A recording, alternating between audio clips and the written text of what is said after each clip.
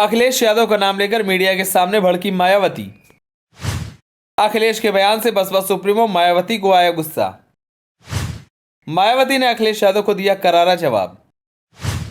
मायावती ने कहा, फिजूल टीका टिप्पणी न करें, जाने कब किसे किसकी जरूरत लग जाए। राम मंदिर को लेकर भी मायावती ने दिया अपना बयान। चलिए आपको बताते हैं मायावती को क्यों अखिलेश पर आया गुस्सा। दिल्ली में इंडिया गठबंधन की मीटिंग के बाद से बसपा सुप्रीमो मायावती को लेकर चर्चा तेज हो गई है। सभी को ये लग रहा है कि मायावती इंडिया गठबंधन का हिस्सा बनने वाली हैं, लेकिन अखिलेश यादव और जयंत चौधरी नहीं चाहते कि मायावती इंडिया गठबंधन में शामिल हो।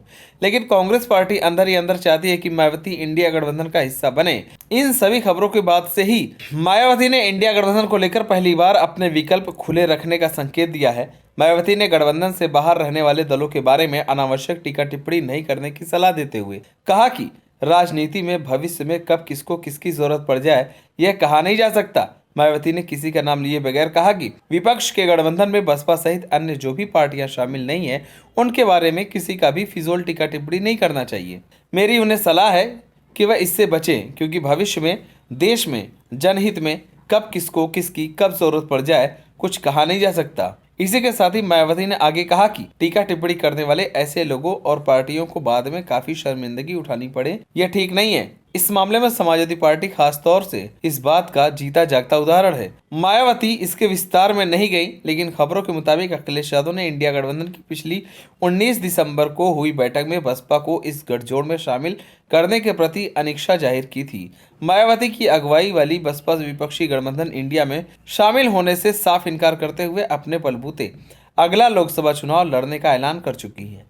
मायावती ने संसद के मौजूदा सत्र के दौरान दोनों सदनों में बड़ी संख्या में विपक्षी सदस्यों के निलंबन को दुर्भाग्यपूर्ण बताते हुए कहा कि हमारी पार्टी का मानना है कि संसद के वर्तमान सत्र के दौरान दोनों सदनों के रिकॉर्ड संख्या में लगभग 150 विपक्षी सांसदों का निलंबन सरकार के साथ ही विपक्ष के लिए भी कोई गुड वर्क या अच्छा कीर्तिमान नहीं है। उन्होंने कहा कि इसके लिए कसूरवार चाहे कोई भी हो, लेकिन संसदीय इतिहास के लिए यह घटना अति दुखद, दुर्भाग्यपूर्ण और लोगों के विश्वास को आघात पहुंचाने वाली है। मायावती ने राज्यसभा के सभापति जगदीप धनखड़ का संसद परिसर में निलंबित विपक्षी सांसदों द्वारा मजाक उड़ाने वाला वीडियो बनाने को अशोभनीय करार देते हुए उन्होंने कहा कि सरकार और विपक्ष के बीच जबरदस्त मतभेद, तनाव और टकराव वाली घटनाओं से देश के लोकतंत्र और संसदीय परंपराओं को शर्मसार होने से बचना बहुत जरूरी है।